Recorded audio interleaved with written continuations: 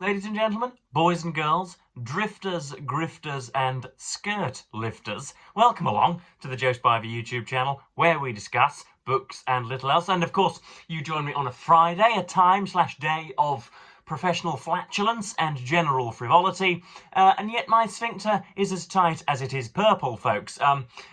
My favourite rugby team, about whom you are so very tired of hearing, are unfortunately playing this evening, and so I must mention them in this video. For the last, I think, 5 weeks consecutively now, or perhaps we played Huddersfield a few weeks ago, but over the last 5 weeks there have been 4 games which have been touted as games of the round, which have been supposed to be titanic and tusslesome and excellent, and Hulkington Rovers have participated in every single one of them. So we've been doing it tough recently, even though we have been victorious on every occasion, and that is no different this week. We play the Wigan Warriors tonight at our home ground at 2000 BST, British Summer Time, and it's being touted on the posters as table toppers versus champions. So Wigan Warriors were the team with whom we fought the grand final at Old Trafford in Manchester last year. They have gotten off to a slow start. They're not quite hitting the heights that they hit in 2024, and we seem to have been handed the superior baton as a result, but you never bloody know. We are without, again, our talisman, Mikey Lewis, both because he is now cradling a newborn baby, a newborn boy, his own, I'm assured, and he's also suffering with a groin injury, and so things might be a little more difficult, but who knows? So there's that to consider, and what else is it that I have to discuss? Oh yes, it was with great sadness and no small amount of regret that I announced perhaps a week ago, was it perhaps even a fortnight ago, that we were at least nominal enemies now, very many of us, because I know from my demographers that up to 50% of you hail from the hot dog munching regions of America, those United States, you the people, and I had to say that we were enemies because you, or at least your arrow slinging government, had imposed up to 25% tariffs on our exports to your proud nation, and as a result, we were international enemies. That, thankfully, whatever caused the resolution, I do not know, but we are friends again. We are brothers in arms once more, with only a 10% tariff on all of our goods, which does not place us above or below any other international nation, which is jolly fine. I don't know what it was that caused that. Probably the selling off of bonds, probably the collapsing of the bond market and the upping of yields, government yields, treasury yields. I don't know, but all the tariffs have gone, and as a result, everything is rosier. But I have been reading this week. I read Robert Louis Stevenson's Treasure Island, which I thought would be a jolly good boys' adventure story, and yet I never quite came into tune with it. Myself and the book never quite got on, if you know what I mean. The opening was nice with a captain and little Jack Hawkins in his father's tavern, and you have. The writing is prototypically Victorian, and then it gets a little bit difficult, and then Stevenson just starts throwing in all sorts of specific nomenclature, all sorts of maritime nomenclature, so that you could read a sentence with 7 or 8 nouns in it and not know just what he was talking about. And so I don't know whether it's because I'm not a 19th century adventure boy, or whether it's because the book is a failure. Is a critical failure. I do not know. I know that it was popular. I know that it sold like the proverbial, and yet it failed to fire my stove. It failed to inflame my stove. So I don't know quite why that was. But I chose not to do a video on it because I couldn't really summon the energy. I was so disappointed because I thought it would be marvelous, that I did not want to I did not want to purple the platform with many of my horrid comments. But I am halfway through reading Thomas Harding's The Einstein Vendetta, which is due out, I believe, on April the 17th or something. But if you want my specific opinions, you will have to refresh your Google tab on Open Letters Review, because I will hopefully be writing and donning my laurels once more, my critical laurels, to write about this. And it's not going to be entirely positive nor negative. It's I am as yet ambiguous, even though I'm halfway through. Great story, but I think slightly sort of laboriously and officially told. Anyway, the reason that you're here is to see the BookTube Confessions Tag. I have seen this across the platforms, across the channels, and yet because YouTube fails to send anybody a notification when they are mentioned in a description box, I do not know whether or not I have been tagged. I doubt that I have been tagged, but that is because I am perhaps too regal, too fine, too suave for any of you to believe that I even watch your channels, and you would be right in that assumption, and so I didn't occur to any of you. And yet I know that all of you would quite like to see what I have to say, because there are some lovely questions here. Who was it that created this tag? This was created by Book Reviews with Becky, and we have some marvellous and what should we say, some pregnant questions which will elicit some fine and interesting answers, hopefully. I do have it on a Google Doc. I have parked the splenetic pornography which so often characterises my search history, and I have just opened a Google Doc and I've copy and pasted all of the questions, and I've written my answers in bold below. So I am for once almost reading off a script. Question 1. This is the BookTube Confessions Tag. What is an unpopular book opinion / preference that you have? I think opinions are held rather than had, so I've got a little bit of a problem with the wording of the questioning there, but 'twas ever thus. And I've written down 3 bullet points here, and they're all satirical, so you'll all have to get ready to wrinkle your cheeks. These are honest, but they are also ridiculous in their own way. I think it is my contention, ladies and gentlemen. Ready your pens, journalists. We should praise or reward an author in light of their book's objective strength and finesse, not solely due to their immutable characteristics. I know that there are thousands of professionals clattering around in the academy who think that because an author is a homosexual immigrant from Angola, that we should honour their writing regardless of how well they write. I happen not to think that way. There are very many people north of 70 who think because somebody has been put perhaps into the canon or has been shown to be popular throughout the centuries that we should regard them as marvellous, not taking heed of their objective qualities, and I happen to disagree with those opinions. And I know that amongst us enlightened few, that sounds self-evident and thoroughly normal, and yet, as I've said in the past, if I were to give that first opinion, especially in a university seminar room, that would result in my bladder being used as the seminar leader's Alsatian's chew toy. Such is the vehemence and perceived malevolence of those remarks. Bullet point 2. This is an even more controversial opinion, I do believe. You cannot simply place one part of a declarative sentence below its sibling and thus categorise it as a poem. In other words, you cannot write, "I am a boy who went to the shop. At the shop I bought lots of bread, and then at the shop there was an eagle fluttering about on the shelves. It is strange to see such an eagle fluttering about on the shelves." That is not a poem. Just because you have split up a paragraph into 4 separate lines does not mean that you have undergone the poetic tribulations, folks. I'm sorry, but if we lose our strictures, our architectural and archaeological strictures for poesy, then we are lost forever, okay? A poem must have a rough structure, a recognisable structure, a scannable / trackable structure. It must attempt, I think, to rhyme, which I know puts me in terrible company or bad light for Miltonians, for those who like Paradise Lost, but I'm not altogether sure that Paradise Lost is a poem. If it hasn't got a rhythm and a rhyme, then I'm not altogether sure that it can be pronounced as a poem. These are my controversial opinions, and I'm more than happy to be stimulated / questioned on them, more than happy to have my head turned. But I am quite certain on that remark. I was once in in a field in Manchester, emptying cans of golden lager beer, as was my wont, and myself and a fellow English undergraduate nearly came to blows as a result of our differences on this subject, because he felt that anything should be regarded as poetry, and it was my inner sort of patriarchal, tyrannical essences that gave me those opinions, and so, as I say, we nearly threw one another in the lake. Bullet point 3: I prefer windy, cavernous, multi-clausal styles rather than the bossy simplicity of the 21st century.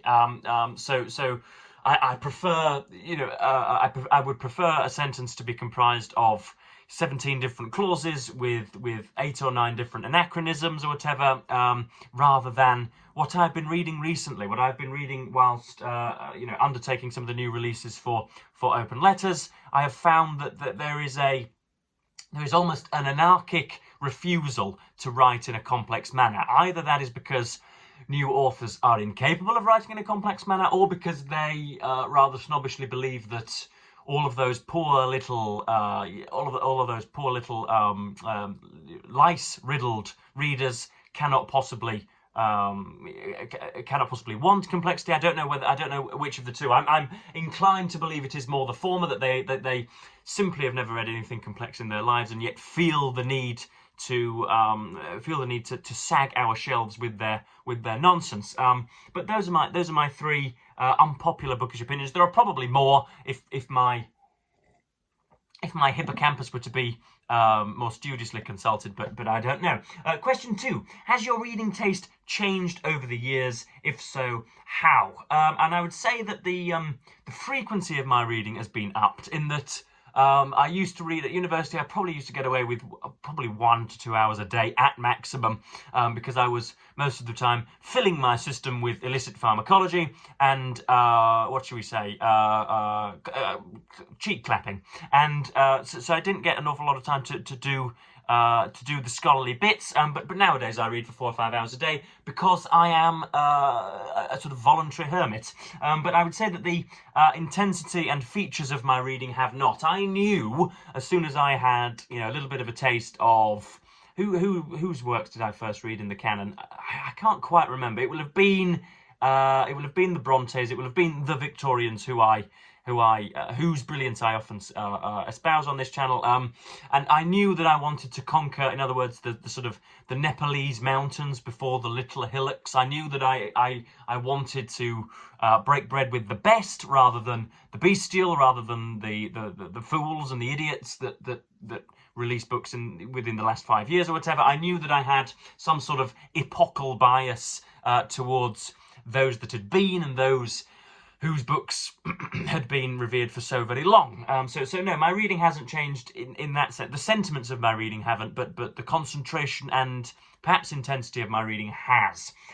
Question 3: what genre do you read to get yourself out of a book slump? Now, I don't really go to a particular genre for this purpose. I usually go to my favourites, the garlanded favourites in the sky. So if I've failed to appreciate, or if I have simply not gotten along with, if I have not delightfully convened with a particular book, or if for some reason I've sent, this doesn't very often happen, so I don't know why I'm raising it as a hypothetical, but if I toss 4 books consecutively into the Thames unread, I know who I have to go to, not what I have to go to. I know that I have to go to, I've mentioned this before, so these opinions are as old as the hills: P.G. Wodehouse, George Eliot, Anthony Trollope, Martin Amis, Kingsley Amis, Evelyn Waugh, the comic campus novelist, perhaps, and indeed, my erstwhile literary paramour, Will Self, for example. I know that I need to go to those guys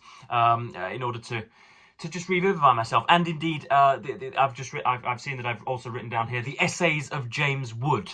If ever I'm about to write a review and I don't quite have a viewpoint, if I don't quite have a sort of thematic framework, or if I need a zinger, if I need a phrase, then I go to either his essays online, or I've got a copy of Serious Noticing down here, which I've read cover to cover probably 5 or 6 times now. Point 4: what are some of your automatic buy authors? Now, again, the writer of these questions failed to consider mutual exclusivity. I'm not sure that the answers to question 3 will provide. I'm not sure that question 3 will provide so different a set of answers to question 4. But I suppose we may as well have a look. So I've written here, the writers whose books I yearn to read the most are usually those who dabble in current affairs. So as much as BookTube predominates on my YouTube feed, I listen to a lot of political pettifogging and all sorts of bloviation besides. So I always read my favourite radio presenter James O'Brien's books whenever they come out. I have read his 2 books on. They're really a little bit more abstract. They're a little bit more about what should we say, the ability to change one's mind, essentially. But I also instantly bought his new book. What's it called? Those Who Broke Britain, which was a charge sheet against conservative, capital C, parliamentary conservative idiocy over the past decade in Britain, governmental idiocy over the past decade. But I also like to read, the sort of porcine, arrow-slinging Piers Morgan, and I've written down here the Trumpified Douglas Murray. Anybody who I watch a lot, I also like to read a lot. Anybody who I think has somehow shouldered themselves to a prominent wheel, I like to know what they are saying. And then of course some of my favourites: Zadie Smith, Will Self, James Wood. Anyway, I suppose if I see a new Trollope novel in a second-hand bookstore, then I'll pick it up. Bit of Eliot as well. Probably Mark Twain, and maybe a little bit of Saul Bellow, because I've read so many of his books as well that I would like to become something of a completist. So if I saw, what haven't I read, which I don't have on my shelves. If I saw, oh Christ, I can't really think of one. There must be one.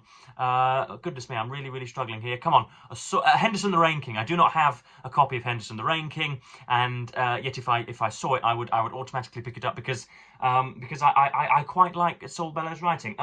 Question 5: how many chances do you give an author before you won't try them again? Now, given my reproachful youth, I think, although, a cataclysm could descend on the People's Republic of East Hull this afternoon and could take me with it. A tornado could take me in its swirlsome storm. I don't know, but I imagine that I have very many decades, many preceding decades in which to what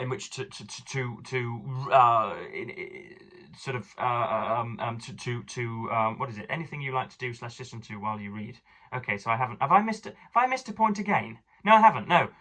I have very many decades to give an author another chance. Sorry, Christ, these tags are ridiculous. I lose my place so often.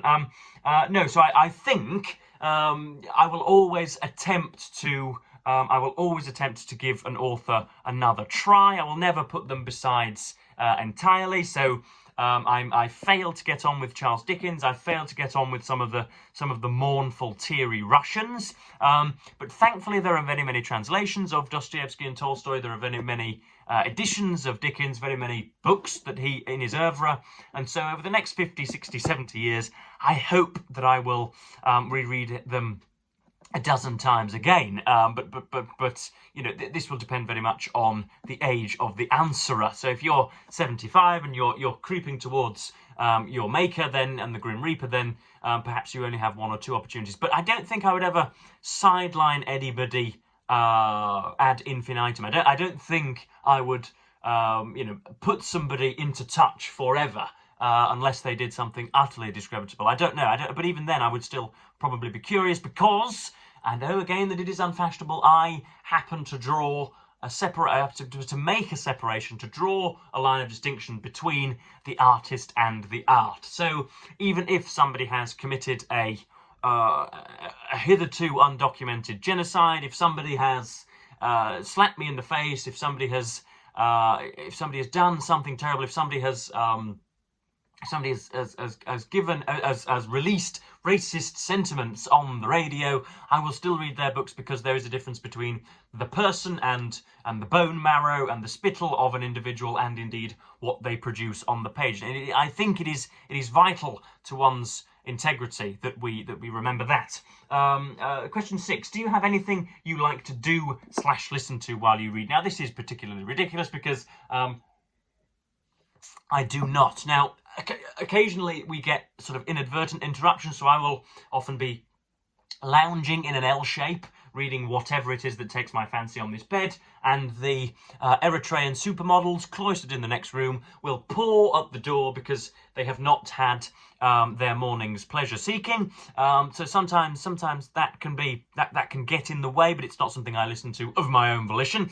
But then you have sort of nature's background as well, nature's white noise. So you have our friendly neighbourhood Spider-Man trawling the tiles for the underbelly. You have a local wench whose water has just broken, who screams and beseeches the Lord that her labour pains will be palliated. Somebody giving birth down here, someone's slime everywhere.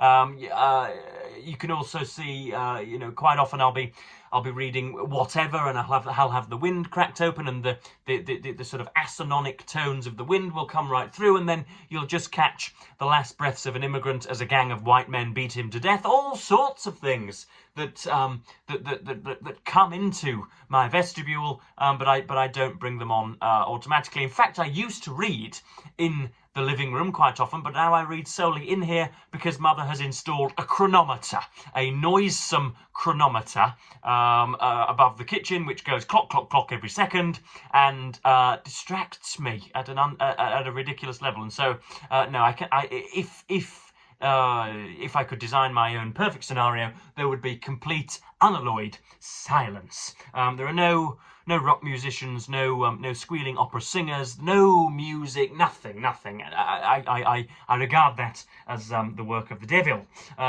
Question 7: how far do you read before DNFing? Now, this is actually rather pertinent because had Treasure Island by Robert Louis Stevenson been a 700-page toe crusher, then I might have sent it twirling into the ether. And yet, because it was only 190 pages, I thought I may as well soldier on until its conclusion. So if a book is short and tenable, and if especially I'm commissioned to review it, then I'll probably plough on. But if it's massive, and if for some reason myself and the writer cannot wed at all, then cannot mentally wed, then I will gladly let it go after probably a day's reading, which is about 4 hours. If I can be in your presence for 4 hours and you are failing to twinkle, then I must come to the conclusion that you are, at the moment at least, without worth. Question 8. Do you ever find yourself making the same faces as the characters in the book? Now, this point has been roundly mocked almost in nearly every video that I've seen in response to these tags, and yet I think I do it. I don't know whether it's conscious, and I don't know whether I draw much attention to it, but if there is an angry, vociferous drill sergeant, for example, and he's giving out orders, then I might, just as I have done now instinctually, just crease my nose slightly. I might just snarl and purse. If there is, I don't know, if there is a sort of, again, a beseeching priest or whatever who wants to call upon the powers of the Lord, then I might raise my arm slightly. I don't know. I think I do move physically in reaction to the books, and I don't think that is in any way childish or in any way simple-minded. But yeah, I do indeed do that. Question 9: rereading, yes, no, depends. Again, that draws upon sentiments and sensibilities which have already been exercised in the previous questions. To which I reply, I shall read my favourites until death or coastal erosion does from them part. So yes, I love rereading, and it's rather cliched, but most good books will reiterate their brilliance to you and also install a new facet to you once you reread.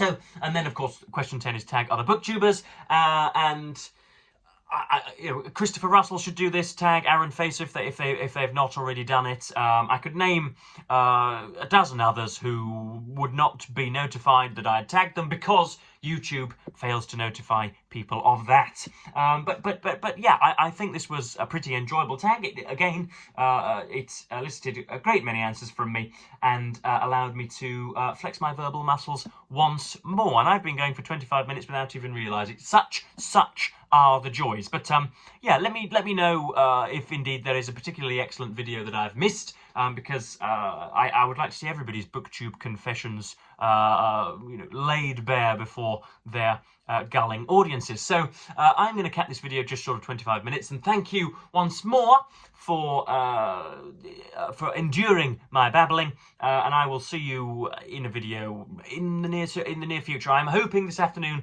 to record one of those satires that I have been not famed for, but that I think I am notable and prominent for. Those satirical satires where I place the Stendhalian mirror before all of you readers. But yeah, that deals with matters in the future. So yes, I am, as per usual, going to thank you ever so much for watching and bid you the fondest of earthly farewells.